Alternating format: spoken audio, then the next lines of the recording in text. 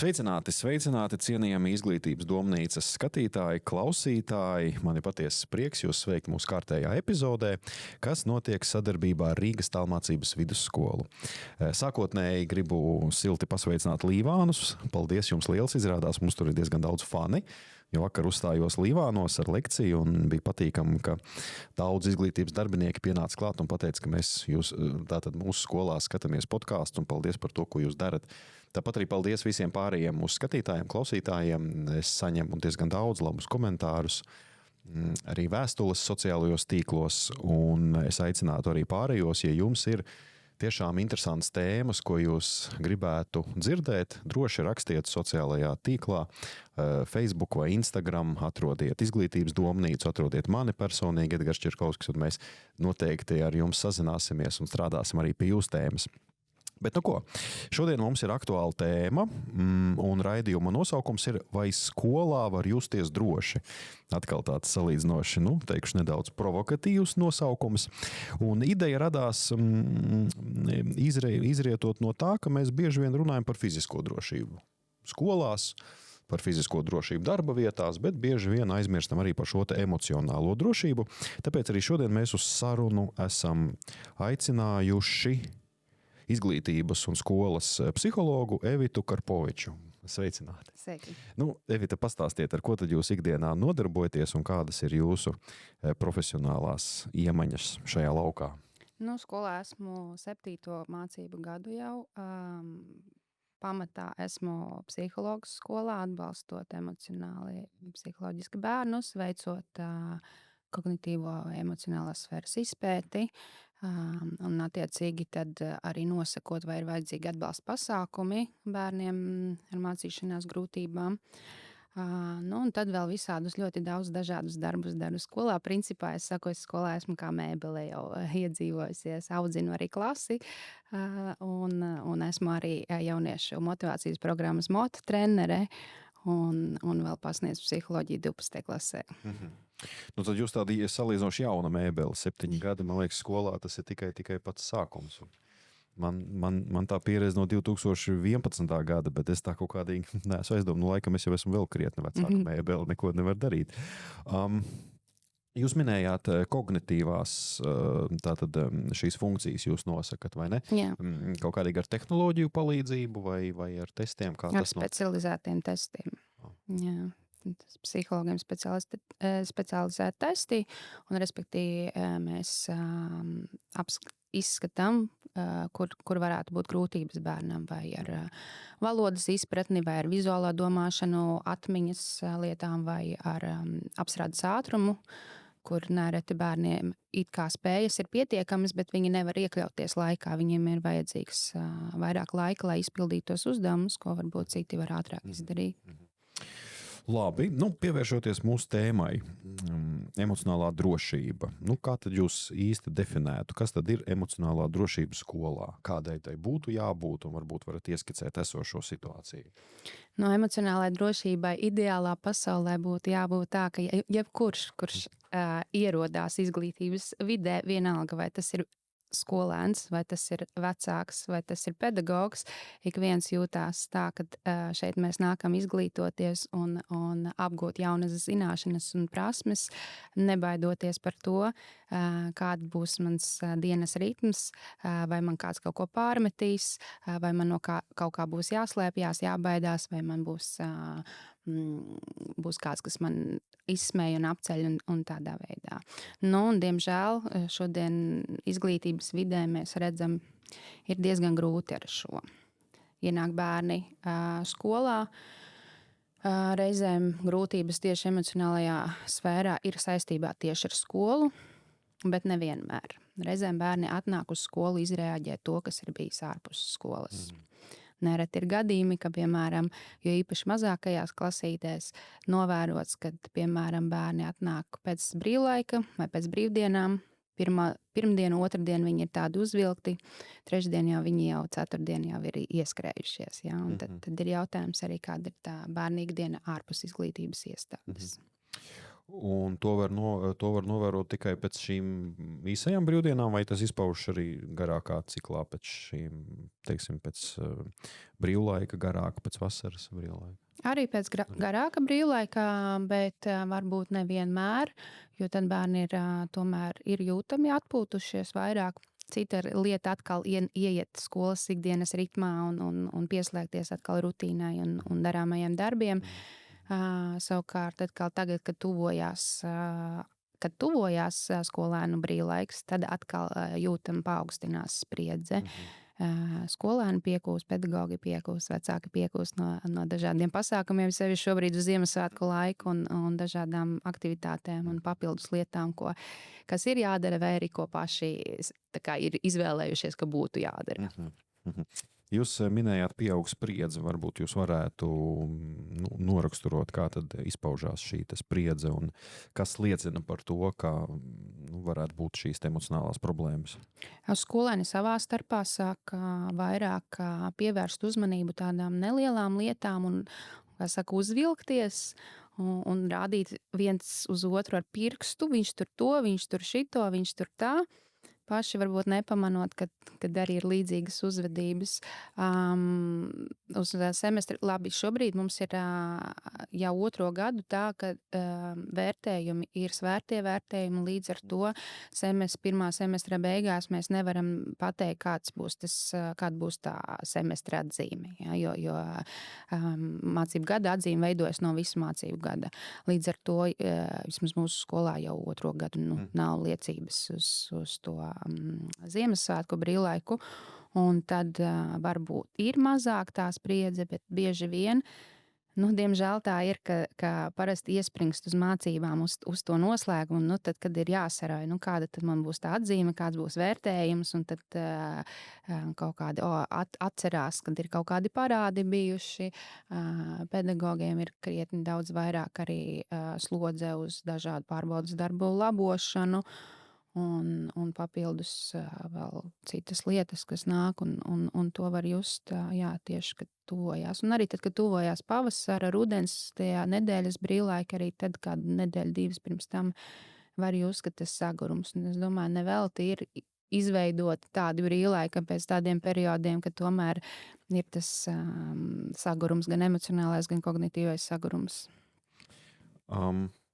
Jūs attiecīgi tātad pieminējāt to, ka jūs skolā darbojaties jau 7 gadus. Tas sanāk aptuveni 18. gads Latvijas 100 gada, vai ne? Kad tie laiki bija salīdzinoši mierīgi. Un starpā bija tātad Covid epidēmija, pandēmija, ja? Un pēc tam tālāk sekoja arī notikumi Ukrainā, tātad šis karš. Kā jūs teiktu, vai šie notikumi ietekmē? Visticamāk atbildi būs jā, bet varbūt varētu pastāstīt savu pieredzi, ko jūs novērojāt. Pašas mājasēdes laikā, tad varēja vairāk novērot to, ka bērniem ir jāpārorientējās uz mācīšanos caur ekrānu. Un ja tīri skatos no tā psihologa viedokļa, tad bija grūti arī tādā ziņā, ka bērni, kuriem ir iespēja nākt, piemēram, skolā pie manis uz kabinetu un būt diezgan tādā konfidencionālā un privātā telpā vidē, ja, tad nereti bija dzirdami tādi gadījumi Covid laikā, kad bērns sēž pie ekrāna uz konsultāciju, jo viņiem tāpat ir vajadzīgs atbalsts arī attālināti. Un vecāks zem galda sēž un klausās vai paver durvis. Ja? Un tad mēs domājam par kādu tādu privātumu priekš bērnu mēs runājam. Tas ir viens. Otra lieta, šobrīd pieņemsim mana audzināmā klase, 6. klases šobrīd, ja? Viņi ienāca skolā tieši ar šo lockdownu, ja? 1. klase, viņi pēc bērnu dārza beidz bērnu dārzu un viņi sāka 1. klasi attālināti. Tātad tas, ko es pagājušajā gadā viņus 5. klasē saņemot un vērojot apkārt, arī jūtu, ka tās socializēšanās prasmes ir grūtāk veidot, ja? Grūtāk to draudzēšanos un tās spriedzi savā starpā, jo viņiem sākotnēji, tad, kad ir bijis visvairāk sākuma skolā vajadzīgs tā čupošanās un būšana kopā, viņiem tas tika liekts principā. tādā ziņā. Ja mēs runājam par karu Ukrainā, tad arī tas ietekmē, un tas ietekmē tādā ziņā, ka bērni vairāk sāk paši interesēties un reizēm pat neizprotot to nopietnību, jokojās, ākstās dažādās vecuma posmos par šo tēmu. Nu, un, protams, bērni, kuriem varbūt vecāki tēvi ir iesaistīti, varbūt tādā arī tīri reālā palīdzības sniegšanā. Es atceros, bija pirms 2 gadiem arī gadījums, kad mums bija valstī sirēnu pārbaude. Viens puisītis krita tādā panikā, jo viņam likās, viss tagad mums arī sākās. Kaut arī bērni brīdināti, jo mājās daudz runā, klausās par to lietu un tad ļoti satraucās. Un šādas lietas, protams, ietekmē sevišķi bērniem, un viņi jau neizprot līdz galam. Mēs, pieaugušie, bieži vien neizprotam lietas līdz galam, kur nu vēl bērni. Mākslīgā intelekta parādīšanās. Mēs redzam, ka notiek jau visāda veida tādas saziņas ar mākslīgo intelektu, un bērni sāk komunicēt ar mākslīgo intelektu, gandrīz vai kā ar dzīvu cilvēku, dod vārdus. Kā jūs saredzat šo te problēmu vai izaicinājumu, vai jau ir kaut kādi piemēri, vai mēs pagaidām esam tikai sākotnējā stadijā un īsti pat nezinām, kā tas viss izvērtīsies? Šobrīd ir ļoti grūti pateikt saistībā tieši ar mākslīgo intelektu, jo man pašai nav bijusi tāda pieredze, kad, cik ir dzirdēts, ka paklausieties, kā piemēram ārzemēs, kad tiešām veido attiecības ar mākslīgo intelektu. Bet, jaunieši izmanto mācību procesam mākslīgo intelektu, un tehnoloģijas attīstās, un mēs nevaram to noliegt. Un es personīgi uzskatu, ka viņas nāk, un mēs nevaram slēpt no bērniem. Mums ir jāmāc, kā pareizi izmantot. Ja? Un līdz ar to, kad jāmāca to, ka tu domā pats līdzi, bet tu vari izmantot to kā instrumentu, kas tev palīdz domāt. Ja? Bet, protams, ka šobrīd izmanto to dažādiem. Un, tad, piemēram, es personīgi ļoti daudz runāju ar bērniem. Es stāstu, kā var atpazīt, cik ļoti viegli pedagogam ir atpazīt, ka tu to neesi rakstījis, jo pēkšņi tu iesniedz darbu tādā valodā, kādu es mūžam no tevis neesmu dzirdējusi. Ja? Un ļoti, ļoti viegli var sajust tādā ziņā. Bet, ja mēs noliekam mazliet nost to mākslīgo intelektu, bet padomājam par sociāliem tīkliem, sociālo vidi. Un tas, ar ko es saskaros arī tādā savā praksē nereti, ka bērni, īpaši tie bērni, kuriem ir grūti veidot draudzības skolas vidē vai citā vidē, tādā reālā vidē, viņi meklē draudzības tādā sociālā vidē. Viena lieta ir spēlītes, telefona spēlītes, datorspēlītes, kur viņi vismaz ar klases biedriem vai kādiem skolas draugiem uzspēlē. Ja? Un tad, kad reizēm nāk vecāki pie manis, viņi saka, es zinu, viņš nemācās, tāpēc, ka viņš tikai spēlītes. Un tad vienmēr es jautāju, vai jūs zinat, kādu spēlīti viņš spēlē un kāpēc viņš to spēlē. Un es stāstu, ka ļoti svarīgi ir pasakot līdzi, vai tā spēlēšana nav ar to vēlmi socializēties, jo tad vismaz mani pieņem, tad es esmu. Un cita lieta ir atkal tādiem varbūt jau uz tīņu pusi vairāk 12, 13, 14 gadnieki, diemžēl, uzticās svešiniekiem internetā un stāsta, ka man ir draudzene tur tādā un tādā valstī. Un tad mēs runājam par drošību.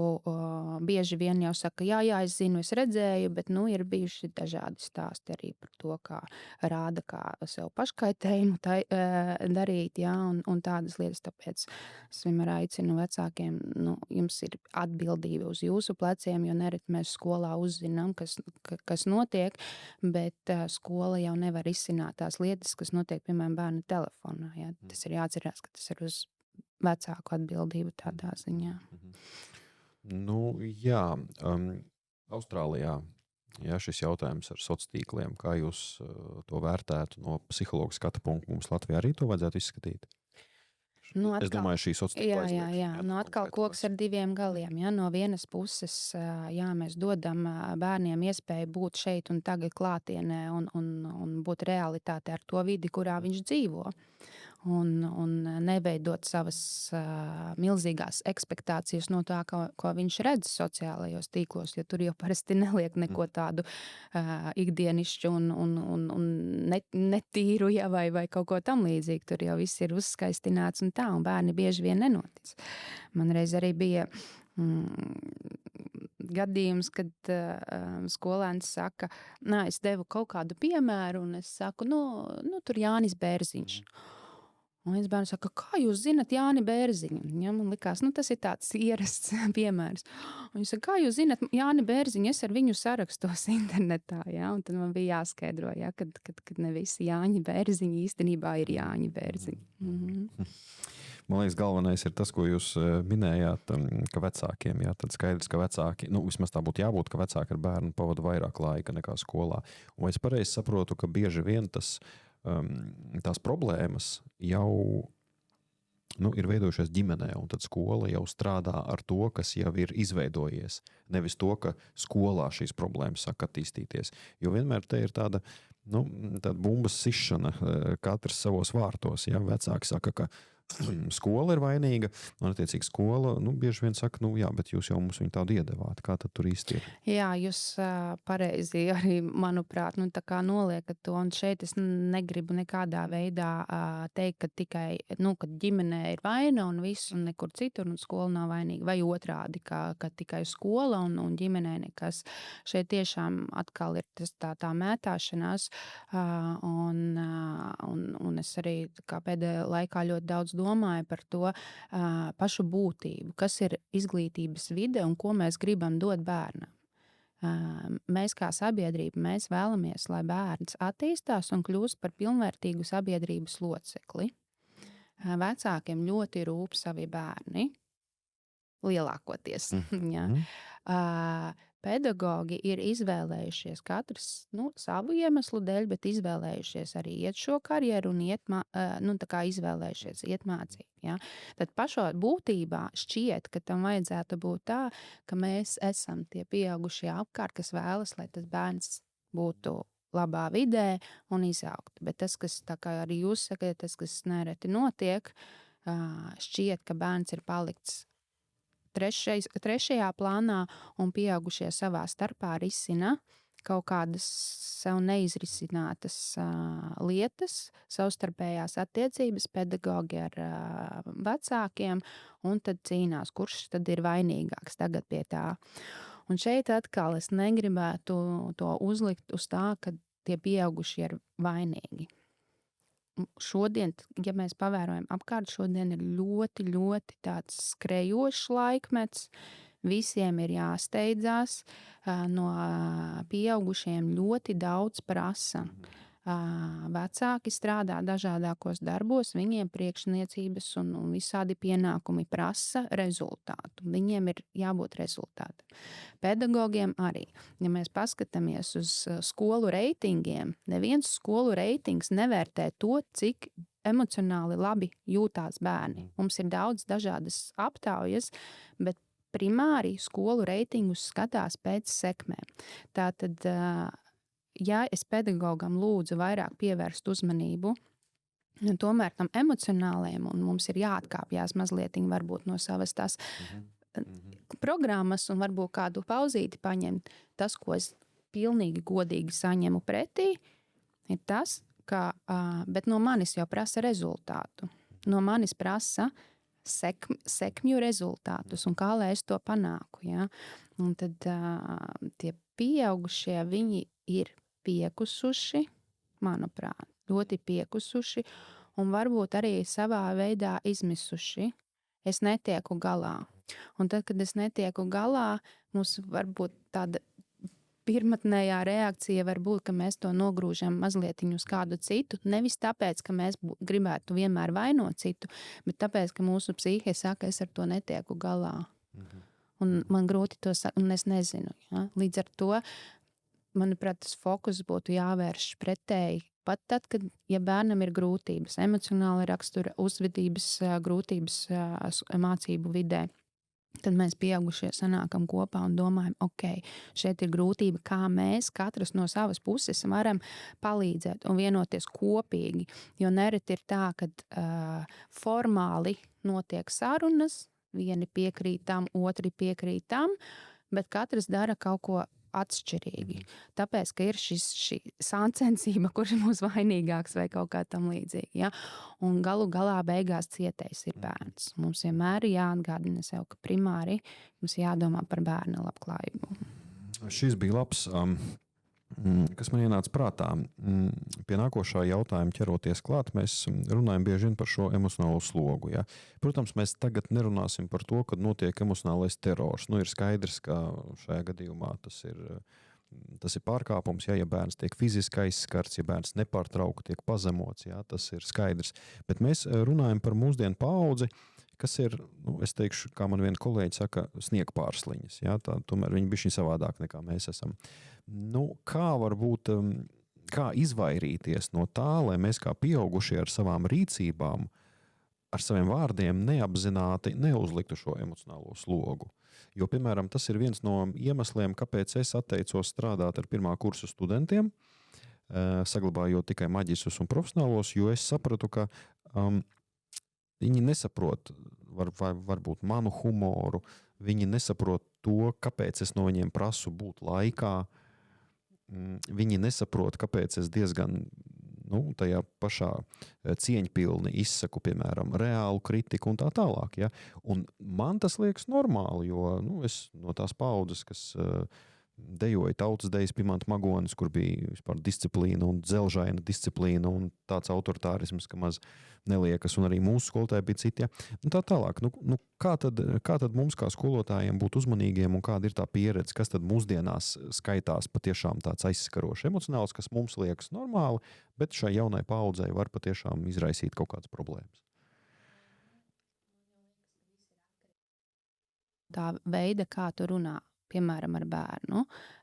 Man arī bijuši gadījumi, kad man ir it kā divas frontes, ja, un tad tev jābūt vienmēr pa vidu, un tu nevari pieņemt vienu vai otru pozīciju. Un tad kā to runā ar tiem bērniem?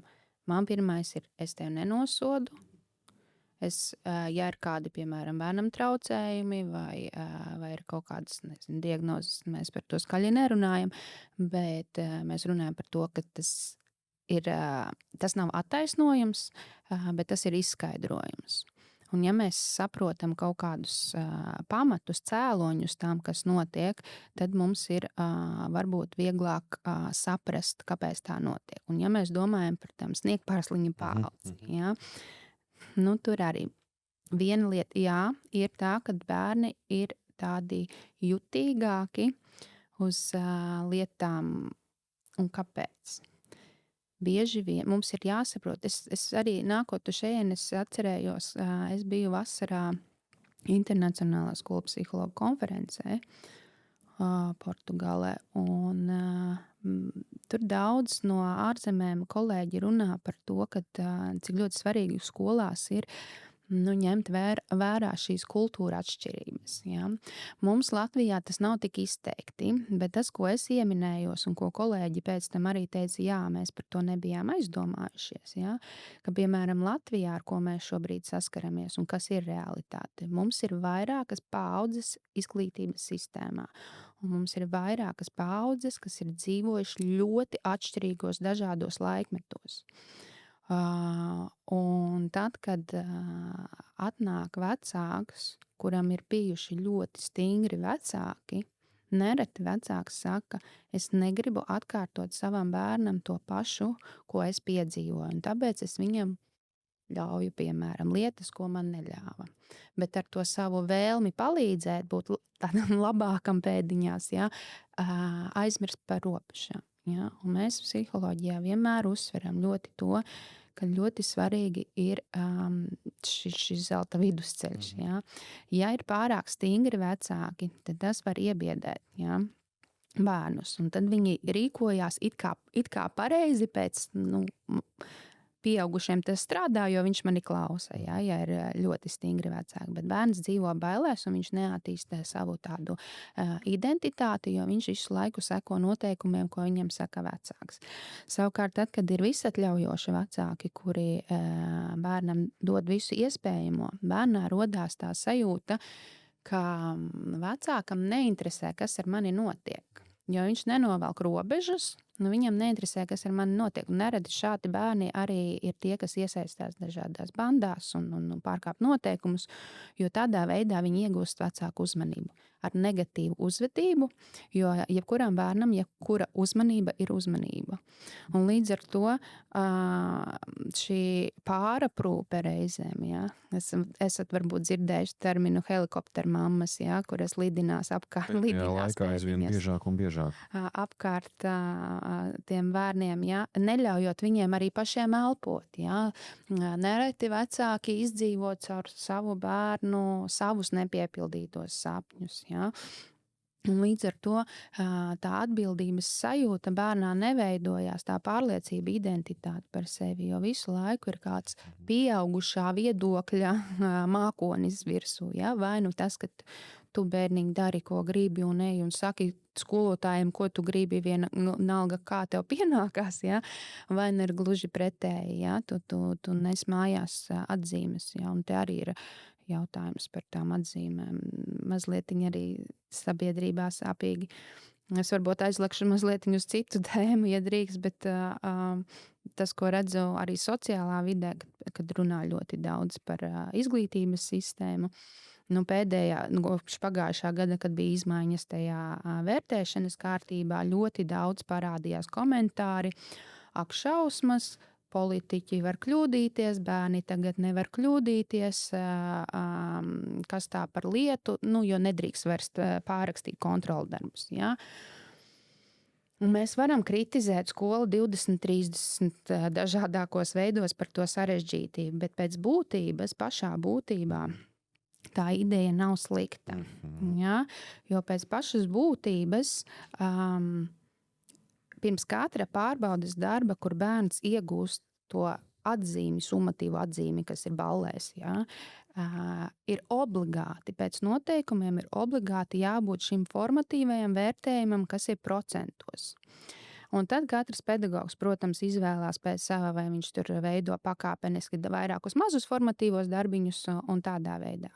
Kas notiek ar bērniem? Viņi ļoti satraucās par šiem formatīvu procentu darbiņiem, tāpēc, ka saka, man vecāki pārmet, kāpēc man tur ir 30%. Bet šie procenti ir tieši tā iespēja bērnam kļūdīties, jo procentu darbiņi parāda, cik daudz bērns ir apguvis līdz šim un cik daudz viņam vajadzētu vēl apgūt līdz tam summatīviem vērtiem, līdz tām ballēm. Ja? Un respektīvi pēc pašas būtības neviens nav atcēlis iespēju kļūdīties, ir tieši pretēji devuši iespēju redzēt progresu līdz tai atzīmēji. Un man liekas, ka to bieži vien nepamana un uzliek lielo slogu arī uz bērniem. Bērni kļūst emocionāli arī nomākti saistībā ar atzīmēm. Es diezgan bieži esmu dzirdējusi savā kabinetā, ka bērni saka, pieaugušiem neinteresē, kā es jūtos, viņiem interesē manas atzīmes. Jā, tā ir problēma. Es arī kā skolotājs tālmācībā ar to saskaros, ka man bērni raksta, bet kā tad, teiksim, man bija tāda vēstule, bet kā tad, lai es iemācos, ja es nekļūdos?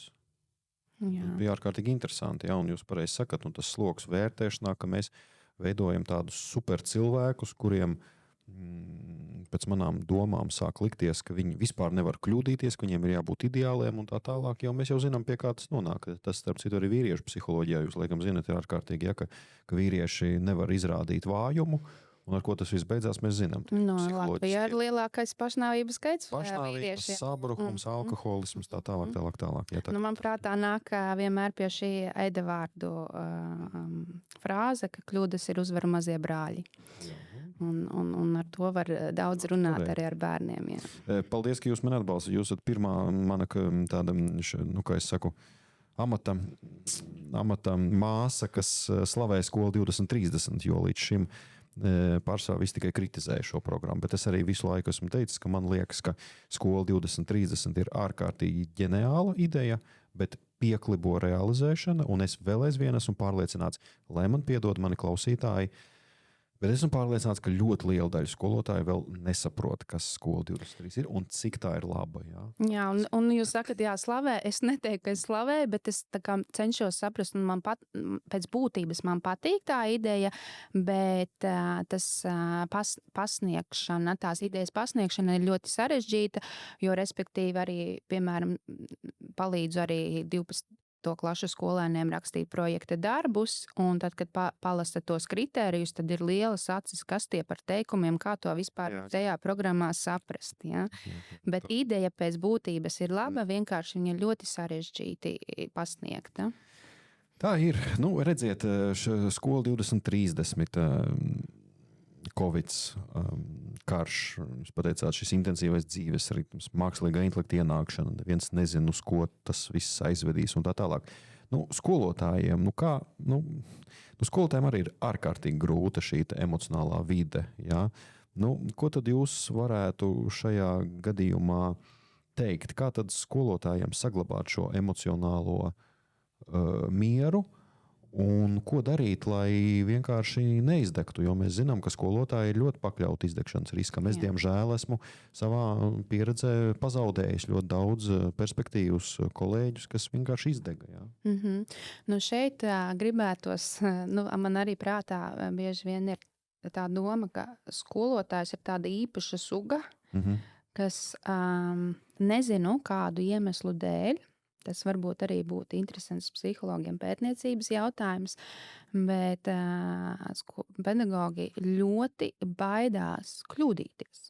Īpaši, ja mēs domājam par pedagogiem, kas ir zem vidusskolas posmā, ja, kad nedod Dievs, manā klasē būs kāds bērns ar grūtībām, ar ko es nevarēšu tikt galā. Un tad gribās atgādināt kolēģiem, ka jūs neesat atbildīgi par, tāpat kā mēs arī psihologi, mēs neesam atbildīgi par cilvēku izglābšanu. Mēs esam šeit, lai palīdzētu, lai atbalstītu. Atbildību par savu dzīvi uzņemās. Nu labi, mazam bērnam, protams, arī vecāki, ja, bet principā katrs indivīds pats veicot izvēles. Ja. Un tas, ko kolēģiem pedagogiem gribētu ieteikt, ka tā kā censties nolikt to savu vēlmi visu izdarīt perfekti un pareizi, lai sevi nenoslogot. Tad tu drīksti nākt un lūgt pēc atbalsta, pēc palīdzības. Bet šis atbalsts un palīdzība, tā ir tāda sistemātiska pieeja. Es nezinu, es tagad sen neesmu strādājis skolā, kā ir skolotājiem, ir pieejams psihologs, kas ir paredzēts tieši skolotājiem? Psihologa pienākums skolas vidē, izglītības psihologam, ja, ir atbalstīt bērnu, skolotāju, vecāku tā, lai palīdzētu tam bērnam. Ja. Un arī pedagogus atbalstīt, bet teikšu tā, ka pedagogi nenāk runāt par to, kā viņam pašam tik galā bieži vien, bet nāk ar lūgumu atbalstīt, kā ar to bērnu tik galā. Ja? Un tas arī varbūt balstās tajā, ka negrib atzīt varbūt. Un skolas vide ir skolas vide, un tā ir tāda ļoti arī koleģiāla vide, jā. Jā. Gribās iet un varbūt liekas kādu brīdi, kad ko es tur stāstīšu un nedod Dievs izies tas vēl kaut kur ārpusē, jā, kaut kādā ziņā, ka varētu būt tās bailes. Vienmēr sakot, šī psihologa atbalsta kultūra mums vēl nav attīstīta. Es pareizi saprotu, ka skolotāji tomēr baidās iet runāt par savām problēmām, baidās, ka par viņiem varbūt pasmiesies vai pateiks, tu tur kas tā par neprofesionālu rīcību. Tu esi skolotājs, tev vienmēr jābūt ir stipram. Šādi es tā saprotu. Man rodas tāda sajūta, ja, ka pedagogiem varbūt ir mazliet grūti lūgt pēc palīdzības sev, bet tajā pašā laikā arī varētu pat varbūt tas laika ierobežojums būt arī viens no faktoriem, jo novadīt 40 plus, piemēram, 40 minūtes stundu, un tev ir 5 minūtes laika, lai aizskrietu, nezinu, uz labierīcībām, atskriet atpakaļ, un tev vēl bērni nāk klāt un uzdod 101 jautājumu, un tev vēl jāatbild uz e-klasē, uz vēstulēm, visu ko. tas dienas ritms ir tik strauji, ka es pieļauju, ka nereti vienkārši, lai neizjauktos tā ķēdīte, tad pedagogs vienkārši skrien tajā savā dienas ritmā uz priekšu. Varbūt tas varētu būt arī iemesls. Tālūk, cienījamie klausītāji, pedagogi, ja? Vērsieties pie palīdzības, ja jūtat, ka tas ir nepieciešams. Kādas varētu būt 3 tādas pazīmes, kad vajadzētu sākt vērsties pie psihologa? Pirmām kārtām es sāku justies to, ka es netieku galā ar savām ikdienas lietām. Ja, kad kaut kādas lietas, ko es esmu varējis izdarīt līdz šim, man sāk kaut kādā ziņā neizdoties, motivācijas trūkums. Man ir grūtības, piemēram, tikt galā ar komunikāciju ar to pašu bērnu vai ar bērna vecākiem, ka es nezinu, varbūt kā uzrunāt kādu tēmu, vai ir pārāk sarežģītas lietas, traumatiskas lietas arī var būt, kad kāds bērniņš kādu zaudējumu, piemēram, piedzīvo vai tam līdzīgi. Respektīvi, tad, kad es jūtu, ka tās manas ikdienas lietas sāk kaut kādā veidā iebremzēt, vai arī es jūtu pats, kad es tā kā uzvilktāks jūtos, tā kā es nevaru tikt ar sevi, nesaprotu, es tā atkal tā kā skarbāk kaut ko pateicu, vai kolēģim kaut ko atcirtu pretī, un pēc tam, pagaidi, es tā nemaz negribēju, Tad varbūt ir vērts atnākt un kaut vai reizīt izrunāties un izventilēt ārā to. Tie ir tie pirmie signāli. Un, ja es pareizi saprotu, tad, piemēram, bezmiegs, trauksme un emocionālais viss nogurums, tad tas jau viss ir rezultāts tam visam. Tas jau ir, un mēs jau, mums valstī jau mums ļoti patīk ar sekām dzīvot. Es, diemžēl, runājot ar skolotājiem, tiekoties ar skolotājiem, bieži vien redzu tieši šo tieši, jo es uzreiz redzu, piemēram, auditorijā, kad man ir jāvada kāda lekcija, vēl nekas nav sācies. Bet ienākot jau auditorijā, es jūtu, ka viņi tie žesti, attieksmes, seja jau parāda, ka viss riebjas, ka neko negribas, kāda vēlna pēc es te vispār esmu atnācis. Kāpēc man ir jāsēž šajos bezjēdzīgajos kursos, ja man ir 15 lietas, kas man ir jāizdara uz rītdienu, parītdienu? Un cik var runāt? Vienu to pašu. Jā, tad tas jau ir tiešām, tad es tā tīri, varētu tā aizdomāties, ka zināmas problēmas tomēr visā tajā ir. Tad tas ir tas, ar ko mēs tā sastopējam. Labi, bet kā tad pasargāt sevi? Vēl tās tie ikdienišķi ieteikumi, cik tie reāli strādā jūs kā psihologs? To varētu ieteikt jogas, pastaigas, veselīgs dzīvesveids, miegs un tā tālāk. Ja mēs bieži par to runājam, bet īstenībā es neredzu, ka daudzi mūsu skolotāji ar to nodarbotos. Jo es, piemēram, tā jūtu, ka tomēr skolotājs ļoti agri nāk uz darbu un ļoti vēlu iet prom. Un es nevarētu teikt, ka mūsu skolotāji baigi sporto, ka mūsu skolotāji nodarbojas ar jogu, ka mūsu skolotāji baigi var iet uz kultūras pasākumiem un tā tālāk. Tā arī varētu būt problēma. Jā, protams, un tad, kad mēs domājam par tādu psiholoģisko, emocionālo labklājību, nereti ir tas, ka arī tajā pašā sociālajā vidē mēs redzam, tagad visi ies augstās peldēs, jogā, un tev jādara kaut kādas ekstrēmas lietas, lai tu galējībās, lai tu justos labi. Varbūt mans pats pirmais ieteikums pedagogam būtu, jums ir visas tiesības, beidzot savu darba dienu, neatbildēt uz WhatsApp ziņām.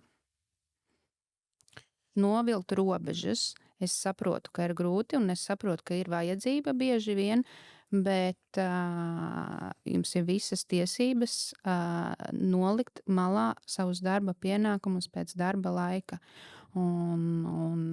Tas jau ir pirmais solis, lai parūpētos par sevi. Atcerēties lidmašīnas metaforu. Kad lidmašīnās mēs lidojam, mums rāda to drošības instruktāžu, vienmēr, ko saka, vecāks vispirms uzliek masku sev un pēc tam tikai bērnam, jo citādi tu nevarēsi palīdzēt bērnam. Pedagogam arī mums ir ļoti jāparūpējas par sevi. Brīvdienas drīkst būt brīvdienas, atpūtai, restartam, un tad nevajag obligāti braukt uz retrītiem, nevajag obligāti ar jogām, vai tā kustība ir ļoti svarīga. Pastaigas. nevajag visiem skriet Rīgas maratonu uzreiz, jā, bet pastaiga vispār ir ļoti laba gan mentāli, gan arī svara zaudēšanai, jā. Pastaiga ir viens no tādiem visefektīvākajiem tādiem arī veidiem, kas var palīdzēt prātam ļoti svaigā gaisā iet pastaigāties. Tas arī, ja mēs tagad domājam par kustību vairāk, miegs. Miegs ir ļoti vitāli svarīgs. Un arī pieaugušiem cilvēkam 8 stundas vajadzētu gulēt. Bet es jums pilnīgi piekrītu, jā, bet man liekas, ka mēs runājam par skolotājiem, kas tomēr ir cilvēki ar augstāku izglītību. Jā. Bet es esmu pilnīgi pārliecināts, ka liela daļa vienkārši nedara. Liela daļa tiešām guļ krietni mazāk, nesporto, ēd neveselīgi un tā tālāk. Un tad rodas jautājums, tiešām, ja jūs nevarat sākotnēji parūpēties par sevi, tad kā jūs varat tālāk parūpēties par bērniem? Tas arī ir ārkārtīgi svarīgi īstenībā, un par to būtu jārunā. Jūs pieminētās WhatsApp grupas, es šeit esmu ļoti strikts, es būtu vispār aizliedzis tās WhatsApp grupas, jo man liekas, ka tas, kas notiek WhatsApp grupās un to, ko atļaujas vecāki, apspriežot skolotājus, tā ir necieņa.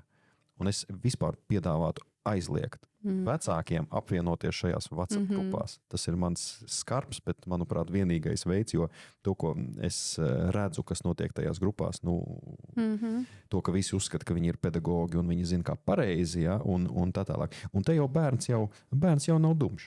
Bērns jau jūt, ka var savest kopā. Un tur jau tā liela problēma, manuprāt, arī ir tajā, ka bērni skolotājiem stāsta vienu, vecākiem stāsta pavisam citu. Jā. Un tad ir tas lielais izaicinājums. Un bieži vien tāpēc arī varbūt notiek tā nesaprašanās pieaugušo starpā, jo tas redzējums pilnīgi objektīvi normāli. Tas, ka vecāks vienmēr aizstāvēs savu bērnu, tas ir normāli. Jā, un viņam ticēs. Un tajā pašā laikā, ir ļoti daudz gadījumi, ka bērns aiznes mājās pilnīgi savādāku informāciju. Bet mans bērniņš jau šitā nevarētu uzvesties. Un tad tieši nereti, tieši tie bērniņi ir tie, kuriem viņi šitā māk, jā. Tādā ziņā. Bet par tām WhatsApp grupām, pedagogiem ir visas iespējas. Tur nebūt. Neveidot šādas grupas, tā ir katra atbildība. Laikam jau nevar aizliegt vecākiem pašiem savā starpā, bet pedagogam visas tiesības tur nebūtu.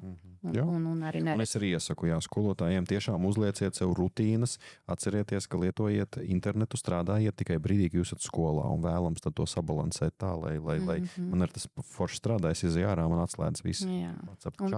Un es jau dzirdu jau galvā jau 100 balsis no pedagoga. Jā, jūs jau te varat skaisti runāt, bet realitāte ir cita. Jā. Realitāte nav cita, un ir ļoti daudz piemēru, kad skolotājs sāk pievērsties sev, kļūst krietni laimīgāks. Mēs bieži vien runājam par to, tas ir tādi piemēri ārkārtīgi daudz. Tiešām vajag bišķiņ sākt domāt, jā. Ko es gribēju vēl parunāt? Iekļaujošā izglītība. Arī ārkārtīgi svarīgs jautājums. Vai tas vispār ir iespējami? Jā? Kā jūs uz to skatāties? Cik komfortabli jūtas bērni ar īpašām vajadzībām, kas nonāk skolā? Cik komfortabli jūtas citi bērni, kas mācās kopā ar bērniem? Ja? Kāds ir jūsu skatījums uz šo? Šis arī ir tāds sāpīgs jautājums mūsu izglītības sistēmā. Es varbūt esmu tādu greizu pieņēmumu sev pieņēmusi, bet pagaidām man personīgi rodas sajūta, ka ar iekļaujošo izglītības tādu ieviešanu mēs esam ļoti gribējuši Rietuma Eiropas izglītību ar Austruma Eiropas resursiem. Un respektīvi, mums ir iekļaujošā izglītība, viss ir skaisti, viss ir brīnišķīgi, mums ir atbalsta pasākumi, mums ir dažādi speciālisti, kā kurā skolā, protams, bet kurš ir apmācījis pedagogu strādāt klasē, kurā, piemēram, ir 3 bērni ar UDHT. Kas tas ir? Uzmanības deficīta hiperaktivitātes traucējumi. Es domāju, ka kolēģi zina, bet vismaz lai saprastu. Jā, ierasts varbūt UDHS dzirdēt, bet es saprotu, ka tādā profesionālā vidē ir pāriets arī uz UDHT. Vai ar autiskā spektra traucējumiem, vai ar uzvedības traucējumiem, kad viens bērns tur, ļoti agresīvs kļūst, cits bērns ir ļoti emocionāls. vai mūsu pedagoģu izglītības sistēma māca pedagogiem tik galā ar šādām lietām. Ārzemēs, kad paskatāmies, ir ļoti laba infrastruktūra klasēs, piemēram. Ir dažādi galdi, kur bērni ar UDHT var kustināt kājas, tur, speciāli šūpojošie galdi. Ir atsevišķas telpas, kur var iet nomierināties, pastaigāt 3 minūtes par kāpelējošo sienu, nākt atpakaļ apsēsties, Jautājums, cik ļoti daudz Latvijā pedagogi ir ar mieru, kad ir bērni, kuri sēž klasē un virpina bumbiņu vai stresa gredzentiņu vai kaut ko tādu. Kaut kāds, visbiežāk pirmā reakcija ir nomierinies, bet tajā pašā laikā, ja mēs skatāmies ārzemēs, tā ir tāda viena tehniskā lieta, par ko arī visbiežāk skolas teiks, iedodiet finansējumu, un iedodiet mums telpas, un tad mēs to uztaisīsim. Cita lieta ir tās apmācības tiem pedagogiem. Viņi nav trenēti uz to. Cita lieta ir uz 30 bērniem 40 minūtēs, kad man ir pēc skola 20-30, tagad ir visas pakāpē jāiziet cauri mācību stundas ietveros, jo man to vērtē, un man skatās, vai es to izdaru visu, Plus papildus man ir jāpieskata šie bērni, ar kuriem es nezinu, kā tikt galā, kur ir pedagoga palīgi, kur ir asistenti, kur ir speciālie pedagogi un tādas lietas, kas trūkst, Tāpēc man varbūt tāds priekšstats par tiem Austrum Eiropas resursiem, ka mēs gribam villu, bet mums ir 2 dēļi un krāsa no vecmāmas pagraba, respektīvi kaut kā tā. Tā ir tālmācība. Skaidrs, ka tālmācība nav domāta visiem. Mēs arī to vairāk kārtīgi esam apsprieduši. Bet kā jūs saredzat tālmācību kā formu mūsdienīgajā izglītības sistēmā? Manuprāt, tālmācība ir ļoti laba lieta priekš ļoti motivētiem skolēniem, kuriem ir, piemēram, daudz sportisti jaunieši, kuriem ir iespēja vairāk darīt jau profesionāli kaut kādas lietas un tad var mācīties tālmācībā, vai bērniem, kuriem ir vajadzīga šī mierīgākā vide un viņi nevar tādā troksnī, kas notiek lielajās skolās mācīties. Cita lieta ir nemotivētiem bērniem. Man, diemžēl, ir bijis gadījums, kad bērns atnāk un stāsta, kā viņš ir veselu gadu it kā tālmācībā mācījies, bet neviens skolotājs visa gada garumā ar viņu nav vispār sazinājies. Un tad atkal jautājums ir par to, cik ļoti, kādiem bērniem ar kādiem resursiem tā tālmācība ir domāta, kā tikt galā, jo tur ir atkal noteikti jābūt tādai vecāku arī iesaistēji uz to, ka nodrošināt bērnam pietiekami labus apstākļus mājās, un pietiekami mācīt atbildību par režīmu, kaut kāda veida, jo es saprotu, ka tālmācībā bērnam jābūt vairāk patstāvīgam, un līdz ar to jāskatās, vai viņš ir vispār spējīgs to izdarīt. Labi, sabiedrībā nereti valda tāds viedoklis, ka viss ir slikti. Skolotāju profesijas prestižs, manuprāt, pēdējos 10 gados ir ārkārtīgi krities, pateicoties arī sociāliem tīkliem un visām sarunām, jo visu laiku runā par to, ka, ko tu jūs tur, jums jau mazas algas, kurš tad gribēs normāls cilvēks skolā strādāt, mēs to labi zinām, kaut vai īstenībā ir pavisam savādāk. Ko darīt jauniem cilvēkiem, kas grib kļūt par skolotājiem? Kā viņiem? Tomēr es domāju, ka jebkurš dzirdot šādas sarunas aizdomāsies. Ko jūs ieteiktu? Katram jau laikam savs, un tas aicinājums būt skolā, tam ir jābūt aicinājumam arī savā ziņā būt skolā, jo tā nav viegla vide, tādā ziņā, kad Bet interesanti. Bet interesanti. Es vienmēr saku, man ļoti patīk būt tajā pozīcijā, kurā es esmu, jo principā būt izglītības psihologam nozīmē, ka tu redzi, kā darbojās valsts, jo tu redzi bērnu atsevišķi, tu redzi, kā darbojās politikas veidošana saistībā ar izglītību, tu redzi vecākus, tu redzi pedagogus, tu redzi sabiedrību, kā skatās uz lietām, ko viņi īsti nesaprot līdz galam. Ļoti interesanti būt tādā pozīcijā, ka tu vari vērot apkārt, kas notiek. Ko ieteikt tiem jaunajiem? Nav nav viss tik melns un kā to mālē. Un īstenībā, manuprāt, mums Latvijā šobrīd pietrūks varbūt pat tādu jauno kolēģu čupošanās vai kaut kādas biedrošanās, lai arī kaut kādā tādā ziņā kopienas, lai atbalstītu. Es šobrīd mēģinu arī veidot sadarbību ar Igaunijas skolu psihologiem un tur klausos, kā tur veidojās arī tieši skolu psihologu varbūt vidū tādas arī kopienas un atbalsts un tas var palīdzēt. Un šobrīd arī sadarbojoties ar dažādu valstu kolēģiem, liekas, ka mums nav sliktākais. Tas, ko es šovasar dzirdēju vēl konferencē, man likās, mums reizēm liekas, ka zāle ir zaļāka, bet cik labi ir man tur, kur es esmu. Jā? Jo, piemēram, paklausoties, kā ir skolu psihologiem Anglijā, stāsta, ka viņiem nav tā, ka viens psihologs ir piesaistīts konkrētai skolai, bet kolēģi stāsta, man ir 27 skolas, uz kurām mani sūta, un es nezinu, kurā dienā, kurā vietā man būs jābūt.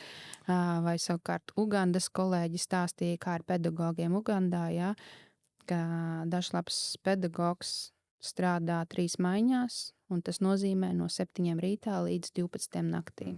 Jā.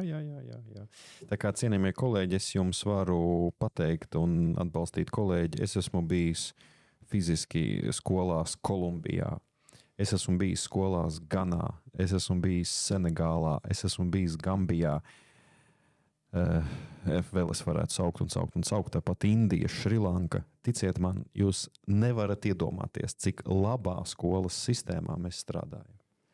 Ja, tas tieši, es saprotu, ka tas varbūt nevarētu būt arguments, tas ir pie viņiem, bet manuprāt, mums ir tiešām jānovērtē tas, ko mēs esam izveidojuši pirmkārt un ko mēs saņemam ikdienā. Jo, manuprāt, skatoties uz skolotāju profesiju, man liekas, vislielākais trūkums ir, jo es esmu studējis vadības zinības, un es redzu, ka diezgan liels trūkums ir amata, tās profesionālās karjeras kāpnes. Jo ir ļoti, ļoti daudz skolotāju, viens direktors, kurš tur visticamāk, ja 30 gados ir kļuvis, tad viņš visticamāk līdz pensijai tur arī būs, ar retiem izņēmumiem, ka mums te valsts mērogā noņem direktorus, bet viņi paši vainīgi ir, tur ir skaidrs, Un tas arī ir viss. Tur nav tādas baigās, uz ministriju, tur tālāk, tur atkal sava. Manuprāt, tas tomēr ir, bet jūs pareizi pateicāt, ka aicinājums tomēr var eksperimentēt un katru gadu kaut kādas attiecīgi jaunas metodas meklēt un tā tālāk, jo man liekas, ka pedagogam ir tomēr ārkārtīgi liela iespēja pašam mācīties, pašam eksperimentēt, pašam attīstīties. Man liekas, ka te nav tik daudz tas sistemātiskais, cik ārkārtīgi daudz ir pašam saprast savu lomu un strādāt ar sevi. Sākotnēji.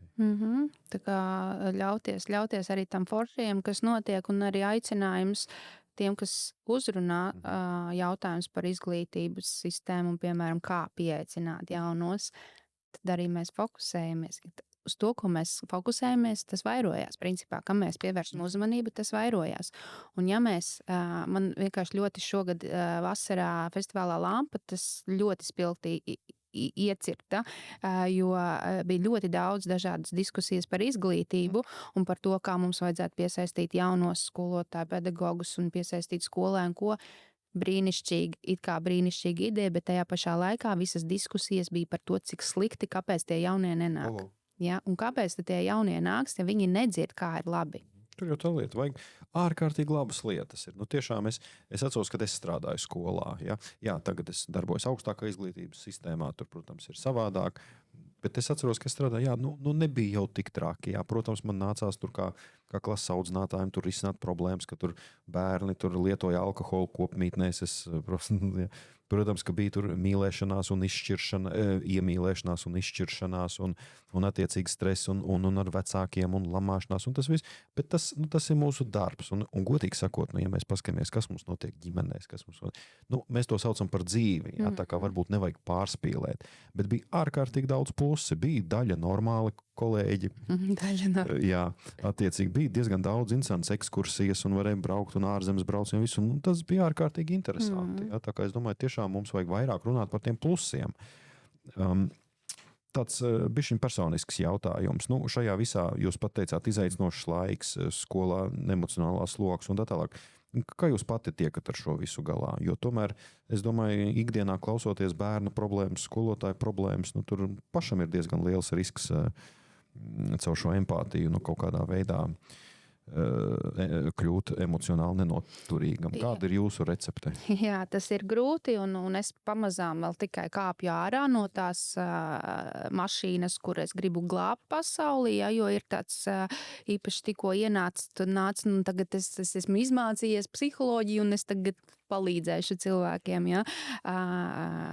Atgādināt sev, ka mēs neesam ātrā palīdzība, ko arī bieži vien skolā uzskata, ja, bet par to, ka mēs esam šeit, lai atbalstītu, un atbildība ir uz pašiem cilvēkiem, ko viņi izlem darīt vai nē. Es gūstu enerģiju no jauniešiem, no pašiem bērniem.